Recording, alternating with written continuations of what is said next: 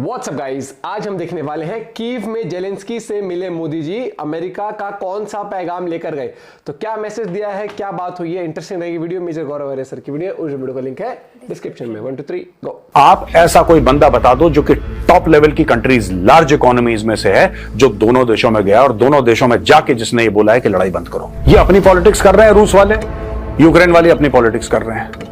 रूस को support 1 2 3 countries का है, यूक्रेन को पूरे वेस्ट का सपोर्ट है, और ये सब अलग नाच रहे हैं दोनों के दोनों।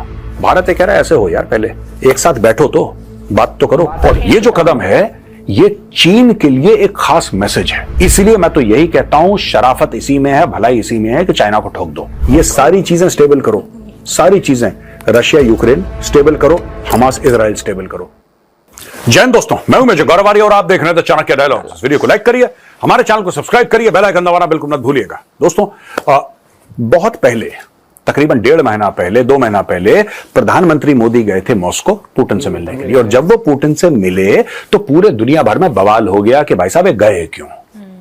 वहां पे जेलेंस्की ने पुतिन को बोला he is a bloody criminal, Putin is a bloody criminal. वहां पे एरिक गारसेटी जो कि अमेरिकन एम्बेसडर हैं इंडिया में, उन्होंने बोला साहब ये बहुत गलत चीज है। उन्होंने यहां तक बोल दिया कि स्ट्रेटेजिक ऑटोनॉमी की जो भारत बात करता है कि हम किसी के साथ नहीं, हम भारत का सौदा कर रहा हूं, भाई साहब कल आपकी लड़ाई हो जाएगी चाइना के साथ तो आपको क्या लगता है रूस आपका साथ देगा। ये सब बातें वहां पे अमेरिका के नेशनल सिक्योरिटी एडवाइजर, अमेरिका के सेक्रेटरी ऑफ डिफेंस, सब लोग परेशान कि मोदी जी आखिर गए क्यों रशिया, इनको नहीं जाना चाहिए था, नहीं जाना चाहिए था। क्योंकि इन लोगों को यह लगता है कि सोल्यूशन यह है, इस समस्या का समाधान यह है कि रशिया को आइसोलेट करो, कि इंडिया इसका साथ। इनको यह नहीं पता कि रशिया के पास दुनिया भर का तेल पड़ा है, रशिया के पास दुनिया भर की गैस पड़ी है। युद्ध के बाद रशिया की इकोनॉमिक ग्रोथ ज्यादा हुई है। जब शांति काल में रूस था तब उसकी इतनी ग्रोथ नहीं थी, उसकी ग्रोथ ज्यादा हो गई युद्ध के बाद। डोमेस्टिक स्पेंडिंग बढ़ गई, सब कुछ हो गया। देखिए बात यह है ना कि जब आप डिसीजन लेते हैं पगला के, आप जब पगला के गुस्से में डिसीजन लेते हो, डिसीजन गलत होता है और अक्सर गलत होता है। ठंडे दिमाग से, खास तौर से जब देशों के आपस में, देखिए पर्सनल मेरी आपकी लड़ाई है, मुझे गुस्सा आ गया, आपको गुस्सा आ गया, आपने मेरे ऊपर हाथ चलाया, मैंने आपको हाथ चलाया, वो दैट्स अ सेपरेट थिंग। लेकिन when countries talk they must do it from a level of maturity. तो बहुत क्रिटिसाइज करा, ऐसा क्यों, वैसा क्यों, मोदी जी ने गलत कर दिया। उसी दिन मैंने बोला था कि मोदी जी जाएंगे, 110% मोदी जी यूक्रेन जाएंगे, मैंने उसी दिन बोल दिया था। ये देखिए मेरा वीडियो, वो दिन दूर नहीं है, मोदी जी जाएंगे जेलेंस्की से मिलने कीव में। नोट कर लो, मैं ये नहीं कह रहा कि अभी चले जाएंगे, अगले महीने जाएंगे, पर मोदी जी इस साल जरूर मौका निकाल के एक बार जाएंगे जेलेंस्की से मिलने। टेबल टॉक और मोदी जी कील ठोक के ये लड़ाई खत्म करवाएंगे और देशों की मदद से। मैं फिर कह रहा हूं, अकेला ऐसा नहीं कि मोदी जी ने अकेले जाके बोल दिया कि लड़ाई खत्म करो, उन्होंने बोला जी सर हम कर देंगे, ऐसा नहीं होने वाला। लेकिन India is the most well placed country to talk to both Russia and Ukraine. और कोई कर ही नहीं सकता, क्योंकि सबके उस लड़ाई में लोगों ने अपने जिसको कहते हैं ना कि अपने बाजियां लगा रखी हैं यार लोगों ने। दोस्तों ये जो वीडियो है ये आज का नहीं है, पुराना वीडियो है, और इसकी जो लिंक है ये मैं डिस्क्रिप्शन में डाल रहा हूं। अगर आप चाहें तो पुराना वीडियो आप दोबारा देख सकते हैं। मैंने उस दिन बोला था कि मोदी जी जाएंगे पक्का, वरना देखिए मोदी जी अपने 3rd टर्म में नेबरहुड पॉलिसी है, नेबरहुड पॉलिसी जो नेबरहुड फर्स्ट की पॉलिसी है भारत की, वो पॉलिसी है, सागर पॉलिसी है भारत की। और ये एक रीत चली आई है पिछले 2 टर्म्स में भी कि मोदी जी जब बने प्रधानमंत्री सबसे पहले पड़ोसियों के पास गए, यहां पे गए नहीं। अपनी पहली बायलैटरल विजिट रूस कर रहे हैं, क्यों कर रहे हैं भैया?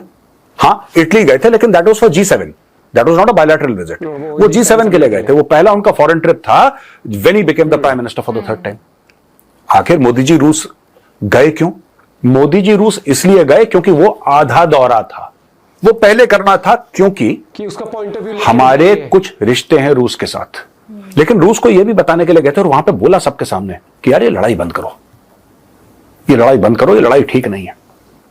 अब मोदी जी पहुंच गए कीव, और वहां पे आमने सामने बैठकर, एक तरफ मोदी जी, राइट हैंड पे अजीत डोभाल साहब, लेफ्ट हैंड पे उनके बैठे जयशंकर साहब।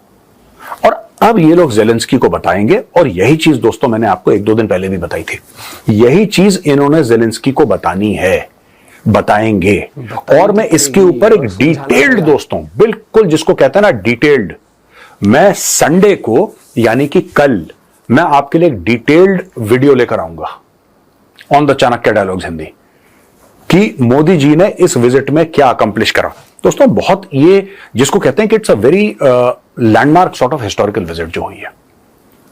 अभी तो कैसे गए, ट्रेन में बैठकर गए, फिर क्या हुआ, ये सब लोग बातें कर रहे हैं ना। अब आपको पता लगेगा इसके फायदे। और अगर डोनाल्ड ट्रंप बन जाता है, डोनाल्ड ट्रंप बन जाता है तो ये लड़ाई खत्म हो जाएगी। अगर वो प्रेसिडेंट बनता है, अगर वो नहीं बनता प्रेसिडेंट, कमला हैरिस बन जाती है प्रेसिडेंट, ये लड़ाई और चलेगी, राइट। लेकिन दुनिया ये याद रखेगी कि भारत का क्या किरदार था और मोदी जी का क्या किरदार था। अब ये गए हैं और इन्होंने जान लगाई है। कोई ऐसा हेड ऑफ स्टेट नहीं है दोस्तों पूरी दुनिया में। 196 197 कंट्रीज हैं इसके आसपास, 200 के आसपास। आप ऐसा कोई बंदा बता दो जो कि टॉप लेवल की कंट्रीज, लार्ज इकोनॉमीज में से है, जो दोनों देशों में गया और दोनों देशों में जाके जिसने ये बोला है कि लड़ाई बंद करो। कोई नहीं है। Modi ji has become the first person from large country. अब कोई बुर्किना फासो का कोई गया होगा तो मुझे नहीं पता, ठीक है जी। I am talking about large economies, big countries जो पावर्स है दुनिया के, उनमें से कौन गया यार, ये तो समझाओ मुझे। He is the only one who is gone. Modi ji अकेले हैं जो गए हैं, रूस यूक्रेन दोनों। Biden only Ukraine, Boris Johnson only Ukraine, Rishi Sunak only Ukraine, ठीक है। Giorgia Meloni only Ukraine, Scholz only Ukraine. जितने भी बंदों का नाम लो Ukraine Ukraine Ukraine. Xi Jinping Russia, Moscow, ठीक है जी। Putin North Korea, Putin Vietnam. ये गेम चल रहा है। देखिए दो धड़े लड़ रहे हैं ना आपस में। ये अपनी पॉलिटिक्स कर रहे हैं रूस वाले, यूक्रेन वाले अपनी पॉलिटिक्स कर रहे हैं। रूस को सपोर्ट 1 2 3 कंट्रीज का है, यूक्रेन को पूरे वेस्ट का सपोर्ट है, और ये सब अलग नाच रहे हैं दोनों के दोनों। भारत ये कह रहा है ऐसे हो यार, पहले एक साथ बैठो तो बात तो करो। अगर अमेरिका को ये लगता है कि हथियार दे के, पैसा दे के एक दिन ये लड़ाई जीत जाएंगे, तो भाई साहब ये चीज होने नहीं वाली। दिस इज इम्पॉसिबल, ये हो ही नहीं सकता। ये कभी हो नहीं सकता इसमें। ये तो कितना कर लें कब्जा, कितना कर लें। वहां पे दोस्तों ये लड़ाई हो रही है और पीछे से ताइवान से खबर आ रही है। मैंने आपको रूस और चाइना के बीच में जो गठजोड़ था, मैंने उसकी बात बताई कि किस तरीके से दो धड़े बन गए। यहां पे ताइवान, जिसको अमेरिका का सपोर्ट है और वेस्टर्न पावर्स का सपोर्ट है, ताइवान ने एक बहुत बड़ा कदम उठाया है। और ये जो कदम है, ये चीन के लिए एक खास मैसेज है। मैं ये नहीं कह रहा कि ताइवान चीन को खड़का देगा। China is far too powerful, बहुत ऊपर है उससे, टू पावरफुल। लेकिन ये काम करके, जिसके बारे में मैं आपको बताऊंगा, ताइवान ने एक इंटेंट कम्युनिकेट कर दी है। It has communicated an intent to China and the rest of the world. दोस्तों हम बात करते हैं 1.9% जीडीपी की डिफेंस में, ताइवान का 2.5% है। 2.5% of Taiwan GDP will now be dedicated to defence. और ताइवान दुनिया भर की चीजें उससे खरीदेगा। हथियार खरीदने की बात कर रहा है, जहाज खरीदने की बात कर रहा है। More fighter jets and missiles to strengthen deterrence against rising threat from Beijing. तो यह कह रहा है कि अब हमें खरीदारी करनी है। मुझे लगता है भारत के लिए बहुत तगड़ी अपॉर्चुनिटी है। अगर चाइना को बुरा लगता है तो चाइना को बुरा लगे, चाइना को तो वैसे भी बुरा लगेगा भाई। अगर आप किसी को भी ताइवान नहीं भेजोगे ना, आप किसी को ताइवान नहीं भेजोगे, आप ताइवान से बातचीत भी नहीं करोगे, चाइना को फिर बुरा लगे। आपने ताइवान के साथ ऐसा क्या कर लिया जो वो गलवान में घुसने की कोशिश करी चाइना ने? आपने क्या कर लिया ऐसा? आपने चाइना के खिलाफ ऐसा कौन सा कदम उठाया था कि वो डोकलाम तक आ गया? सोचिए जरा, आपने ऐसा क्या बुरा करा था चीन के साथ कि वो तवांग पहुंच गया दरवाजे खटखटाने के लिए? आपके गलवान में झड़प हो गई। ऐसा आपने आप गलत करो, सही करो, देखो चाइना आपके ऊपर हमला करेगा। इसलिए मैं तो यही कहता हूं, शराफत इसी में है, भलाई इसी में है कि चाइना को ठोक दो। जैसे आपने ब्रह्मोस मिसाइल सप्लाई करी हैं, दीन आपने ब्रह्मोस मिसाइल फिलीपींस को, उनको भी दे दो। आप बात करो रूस से, आप सप्लाई करो ताइवान को, या ताइवान को ब्रह्मोस नहीं सप्लाई करते, उसको अग्नि मिसाइल दो। ये तो मैं बहुत पहले कह चुका हूं। Taiwan should be armed with अग्नि मिसाइल्स, न्यूक्लियर डेटरेंस। बात करो अमेरिका सबसे, भारत देगा। वी विल गिव अग्नि मिसाइल्स, अग्नि 5 दो उसको। अग्नि 5 लगाइए वहां पे, ताइवानीज आएंगे इंडिया में, ट्रेनिंग कराओ उनकी, उनको चुपचाप पहुंचाओ अग्नि 5। अग्नि 5 पहुंचाने के बाद बस वहां पे, उसके बाद देख लो, बीजिंग चुपचाप कोने में बैठेगा भीगी बिल्ली की तरह। एयरक्राफ्ट चाहिए, वी विल प्रोवाइड यू यार। We will provide you aircraft. दो उनको तेजस, उनको हमारे जो सुखोई हैं, राइट, वी आर मेकिंग, दो उनको ब्रह्मोस मिसाइल डाल के सुखोई के ऊपर 500 से 800 900 किलोमीटर उसका रेंज हो गया है, स्टैंड ऑफ ठाक। आप तो उनको, आप सारी चीजें जो भारत में बन रही हैं, फ्लड ताइवान, और मैं तो यहां तक कह रहा हूं कि अगर आपको ताइवान को चीजें मुफ्त में देनी पड़े ना, मुफ्त में तो देखो, बात यह है कि ताइवान, ये आप मैप पे देखो ताइवान कहां पे है। मैं क्यों कहता हूं, लोग कह रहे हैं साहब मुफ्त की बात कर रहे हो आप, मैं इसलिए कह रहा हूं, आप देखो ताइवान कहां पे है। इतना सा ताइवान और इतना बड़ा चाइना, ठीक है जी, बहुत बड़ा चाइना, बिल्कुल छोटा सा ताइवान। लेकिन ताइवान ऐसी जगह है कि चाइना के बिल्कुल गले के नीचे यहां पे इसने चाकू की नोक लगा रखी है, छोटा सा ताइवान, और खड़ा हुआ चाइना के खिलाफ। आप अगर ताइवान को आर्म करेंगे ना, तो जैसे एक लकड़ी की फांस होती है ना, जो पैर में लगी रहती है, ना उससे खून निकलता है ना कुछ होता है, बस एक थोड़ा सा मवाद उसमें आता रहता है, मवाद आता रहता है, और पैर दुखता रहता है, दर्द होता रहता है, और कभी कभी आपको पता भी नहीं लगेगा, लेकिन फिर आपको पता लगेगा। 24 घंटे एहसास, ताइवान वो चीज है। आप ताइवान को आर्म कर दो, आप ताइवान को हथियार दो, क्योंकि चाइना को देखो, चाइना को बुरा मानना है। चाइना वैसे भी 1962 में चाइना ने आपके ऊपर अटैक करा, आपने आपकी हजारों स्क्वायर किलोमीटर की टेरिटरी 1962 में घेर ली। आपने क्या बुरा करा था चाइना के साथ? आपने बीजिंग पे हमला बोल दिया था। 1967 नाथुला पे आ गया चाइना, आपने क्या बुरा करा था चाइना के साथ?